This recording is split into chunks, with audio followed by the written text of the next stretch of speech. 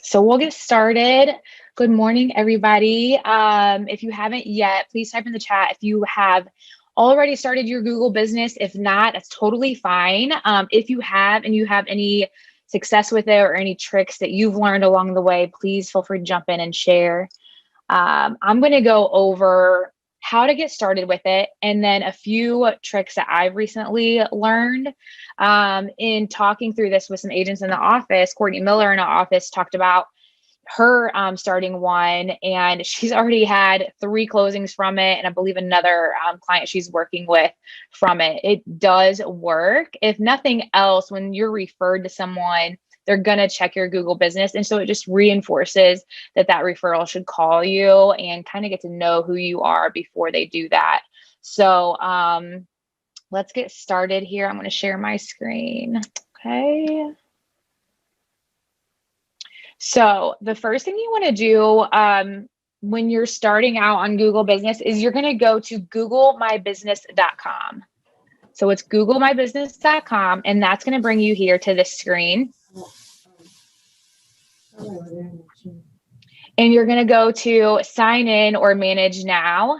When I hit manage now, I'm already signed in. So it's going to show me who, like, the businesses that I'm managing, but it's going to ask you, if you're not signed in, to create a business or to sign in to manage your business. So you're going to want to go through the prompts to add your business to Google. It is free.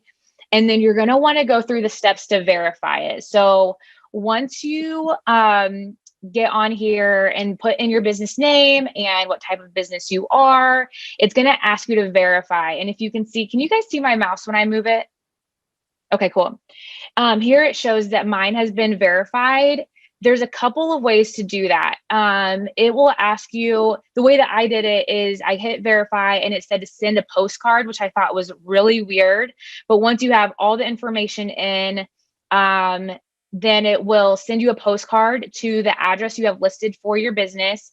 I saw someone has their business for the office. That's okay, in my opinion. The office, I would put your office address. You don't want your home address out there for everybody. But it's going to send a postcard to your business address with a code. And when that happens, then you log back in, type in that code, and then it verifies it. And what that does is that Google wants it to be validated, and they want it to be, they want to know for sure that you're a legit business, that you're consistently on here, that you're actual business that someone can contact. They don't want any fake anything on here. So the more you can verify and have everything consistent from your Google profile to everything else, the better. So we'll kind of go through those steps there. I'm going to go through my notes because I just recently did a webinar and have implemented quite a few of this stuff, but I want to make sure I'm not missing anything. So you want to make sure that you verify and claim your account. The other thing, make sure your name matters. So you can see here, my name is the Robyn Breece Group. And you'll notice that if you go on any of my platforms, it should all be Robyn Breece Group, not the Robyn Breece Group, not Robyn Breece Group Highgarden. I had to go back through and I realized there was so many variations on my name.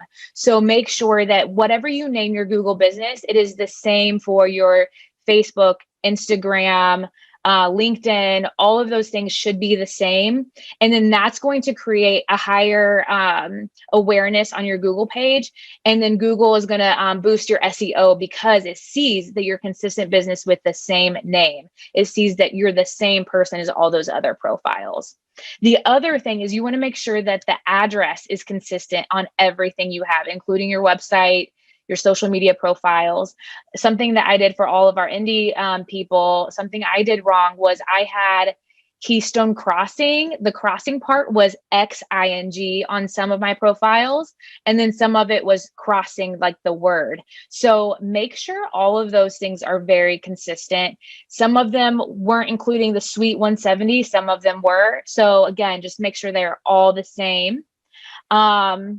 So you want to do that. And so let's go into, if you go into edit your profile, here's where you're going to put in your business name and then category.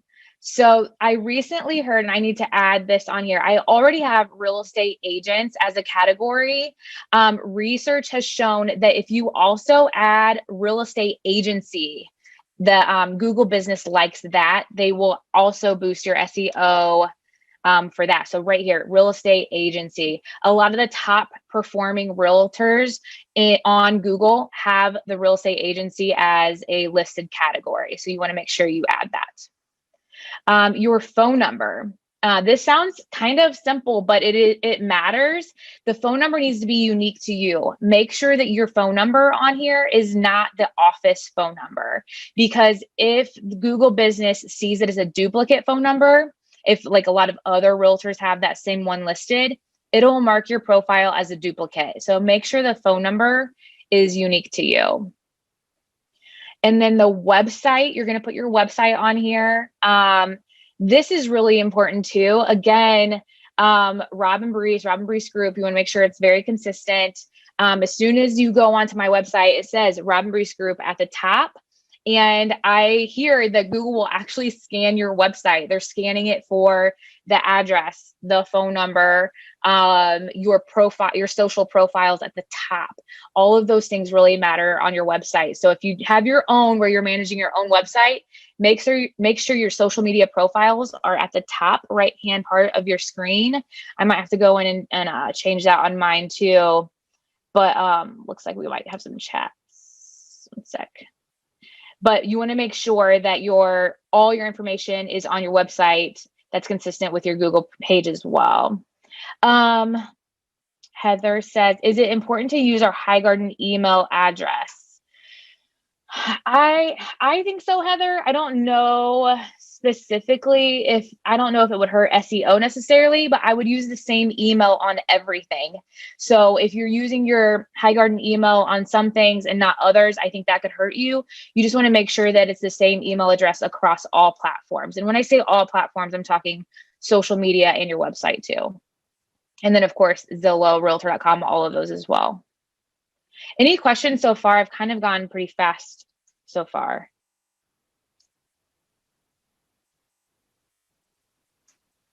Okay, the location. So I saw someone did put in here that they listed their business address and it marked it as a duplicate.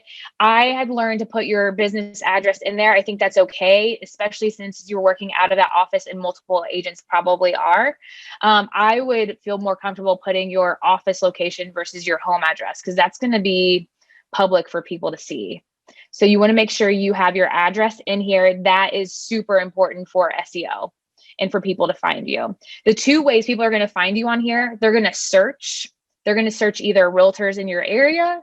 They're going to search your name. They're going to search businesses in the area. And so you want to pop up here. And so it's really important to have that. And then they'll also see you on the map search too. If they're looking on maps and you're listed on here, you could pop up there if Google feels like you're a good match for them. So all of that is really important as far as exposure goes. Can I get on audio? Absolutely. Alyssa Johnson, sure, go ahead. Hey, Robyn, it's Elisa. Out of Tampa. So part of the problem that we have is that the mail gets mailed to Charlie in Orlando. And anyways, it ended up getting lost. So then I thought I would do my home address and not list it, because you can do it that way, what area you work, not list your home address. Okay. So I mean, is that a good workaround, or is that going to end up pinging me, or what do you suggest? I think not having an actual address may hurt you, but like an area is better than nothing. And I think that it's more safe than putting your home address on there. Mm-hmm. Because I've learned... we can use the home address to get verified, which is what I was going to do, because because I already tried the verify and it didn't work. The postcard never showed up. So, so I was thinking of doing my home address, but then obviously not listing it. If I list the business address there, that's going to be inconsistent with them, right? Yeah. Okay. Yeah. Let me do some research for you on that. I'm not sure the workaround on that. Okay, thank you. But I would hate for you to have your home address on there. That just makes me really nervous. Because our clients aren't the only ones that watch this. You'll notice once you get on Google too, you're going to get more spam calls too. Advertisers are going to look up realtors in the area and they're calling from this too. And I just would hate to have that like out there for everybody, but I get what you're saying. The verification is important too. So let me see if there's a workaround for you on that. I haven't thought that through. Thank you. Okay. So I see this a lot, and I actually had on business hours for myself 24 hours because let's face it, as realtors, we tend to work all hours. So I had that there originally, but have recently learned that Google finds you more valid if you have actual hours listed. So the more you can go in here and work out, like write out your hours of operation, the more Google finds you as like a valid business, and that will help your SEO as well. Okay. So that's like the setup for Facebook or for Google Business. Any questions on that? Okay. I feel like we're missing, there's also spots. Let's see. So if I go in here to mine,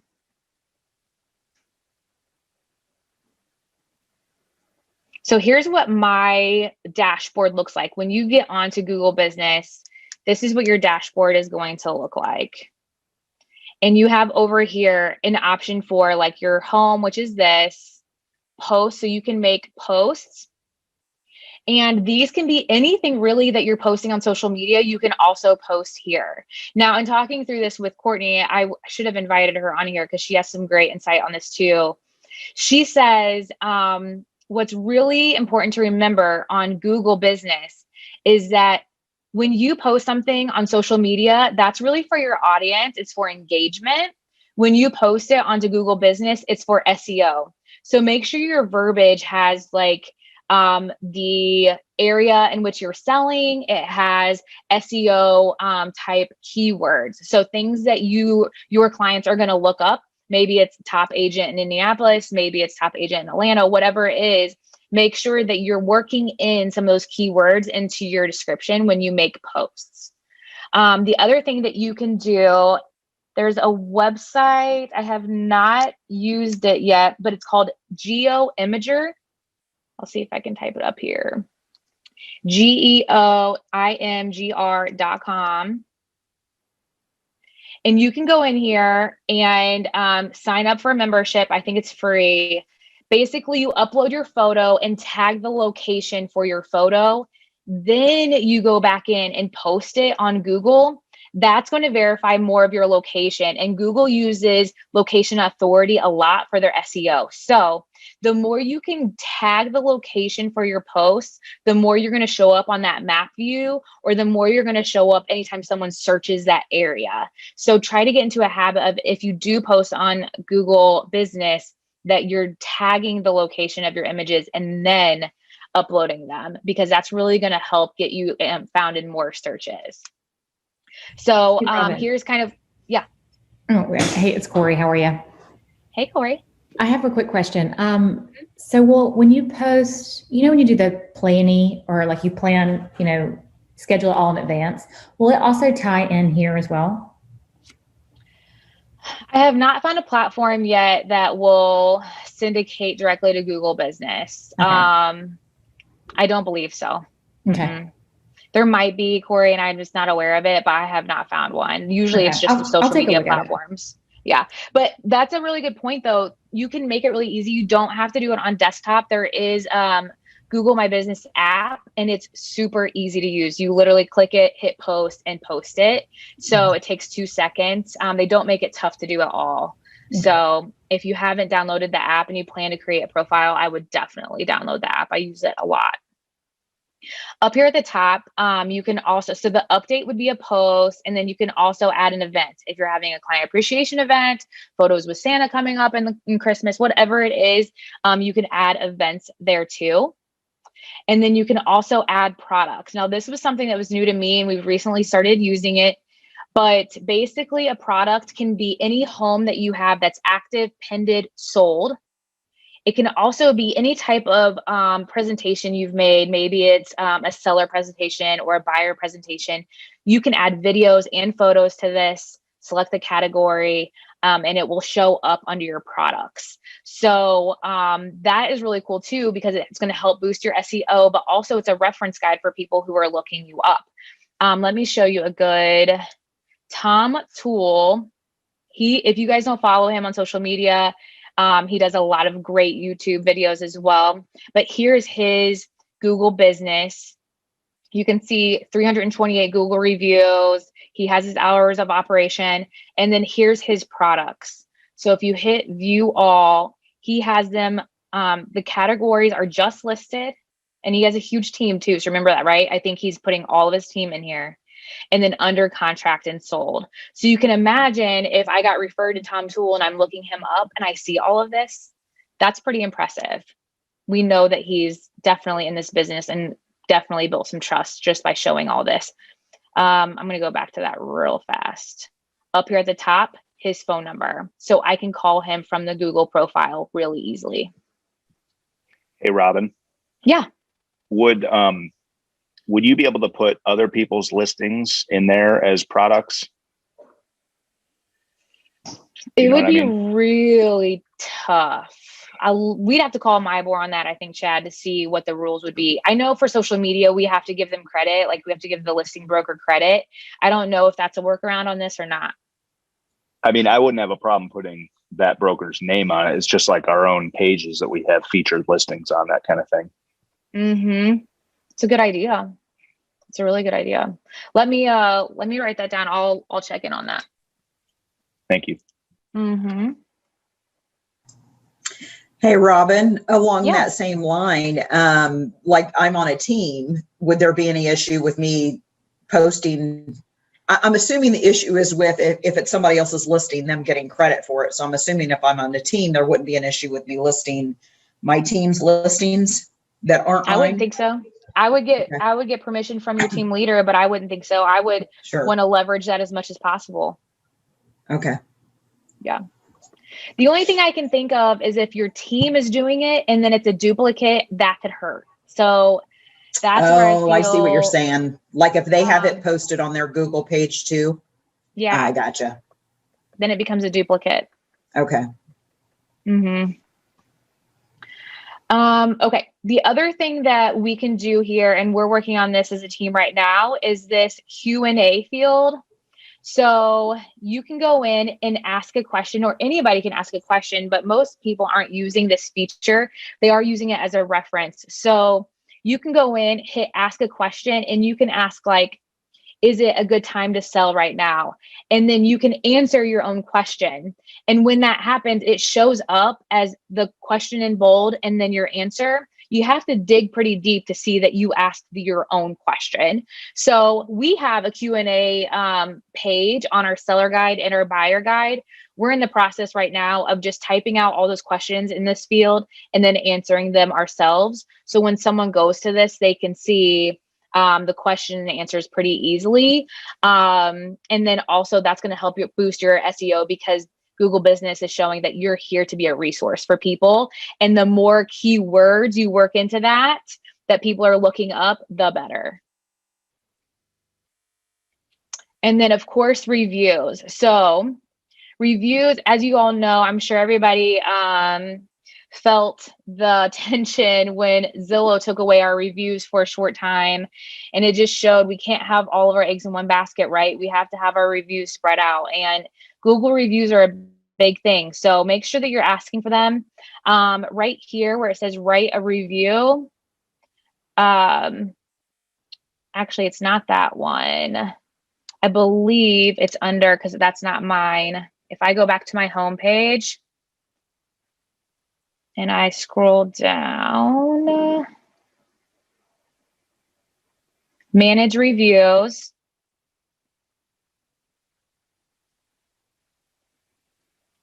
Let's see.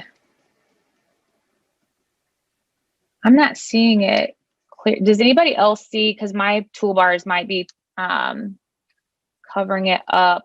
There should be a button that says request a review. There we go.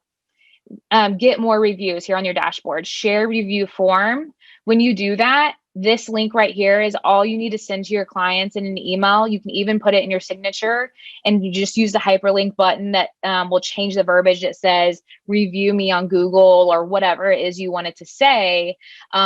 Here's the link to quickly send to someone to request a review. And what I've really found to be successful is sending it to them right after closing. They're like literally an hour after closing. I'm sending them like an email that's templated that says, I loved working with you. If you also loved working with me, please feel free to share that here. And I'm sending them the link. So that has helped here recently getting more reviews. I used to wait an entire year and I would make a contest out of it. And I loved doing that because I felt like I was giving back, but I wasn't getting as many reviews as I've been getting just asking for it right after closing. Has anybody else seen a really good time to ask for the review?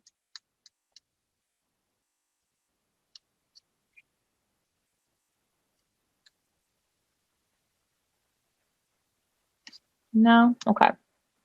I've also heard after the inspection is taken care of or right before closing, but I just feel like that can be a tense moment for a lot of people. So I've done it right after closing.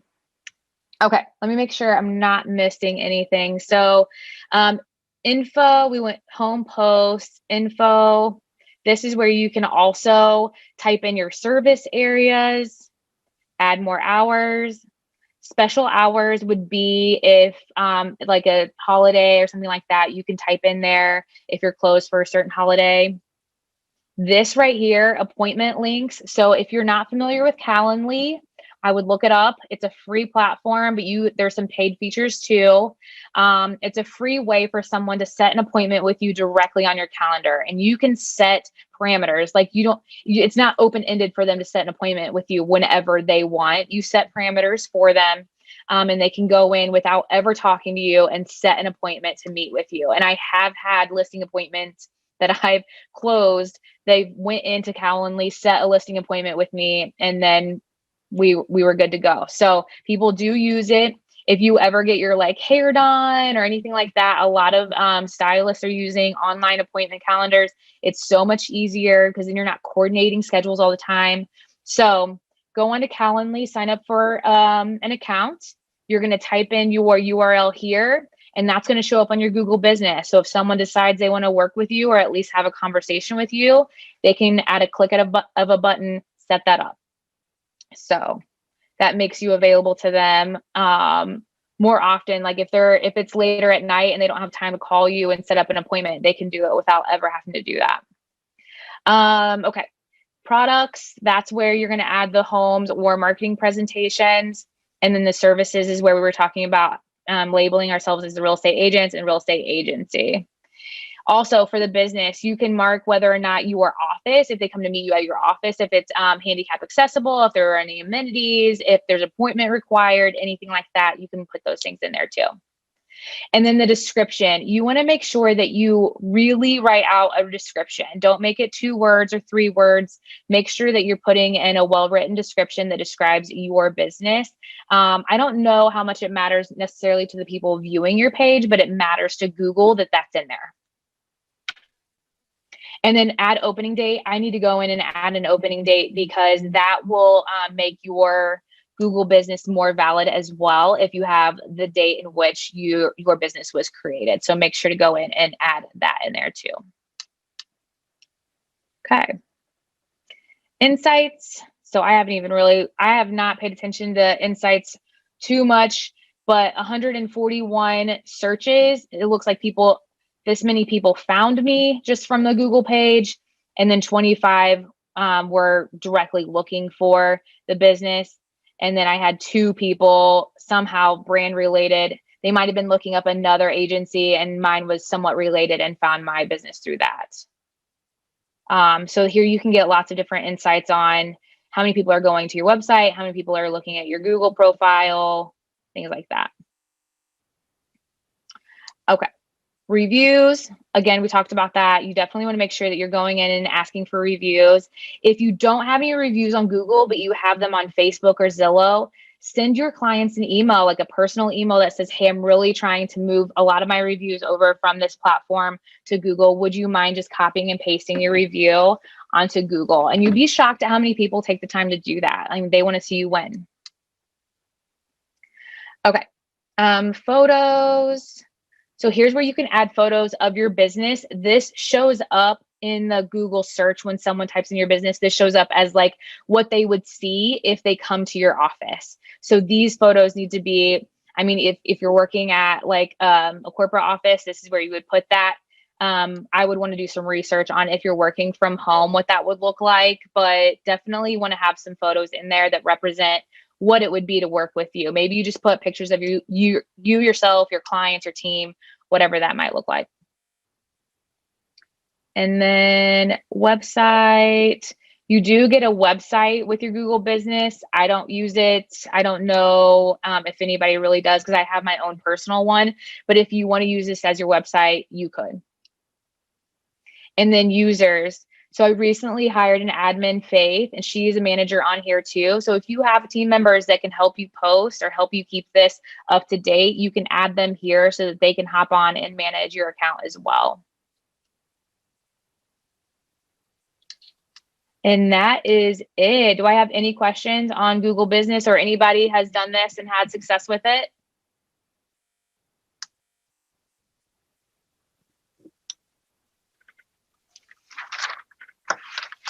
No. All right, guys. Oh, the other thing I wanted to say, because this tripped me up. Here's another profile, the FAR group. And if you scroll down here, she has her posts, but then she also has her profiles listed on here, Facebook, YouTube, Twitter. There's no way for you to manually put these on here. You can't put them on there. Google has to find them through your other profiles. And the top way to do that is to have your social profiles on your website at the very top. So make sure if you want your social media profiles to show up here, that they're on the top of your website when you first log in. Heather says, I have a question about HomeSnap Pro. I think I messed up. It looks like they own my business page now. I did the same thing, Heather. If you guys are all signed up for HomeSnap Pro, I was a big believer in that. I still like HomeSnap Pro, but what they do is they create a business profile for you. And that sounds good because they will put in all the details for you. They'll even post for you, but then you don't have ownership of it. So there's a lot of these features that you no longer have access to do. So Heather, what you have to do is you have to message them quite a few times to tell them that you want ownership of that. But then I also Googled my name, found the business on Google profile, and then said that I want to claim ownership. And so I clicked that, and then I had to contact Google a few times to say, hey, I'm the owner of this. I want it to be released from HomeSnap Pro, and I finally got it. But you have to be pretty diligent about it.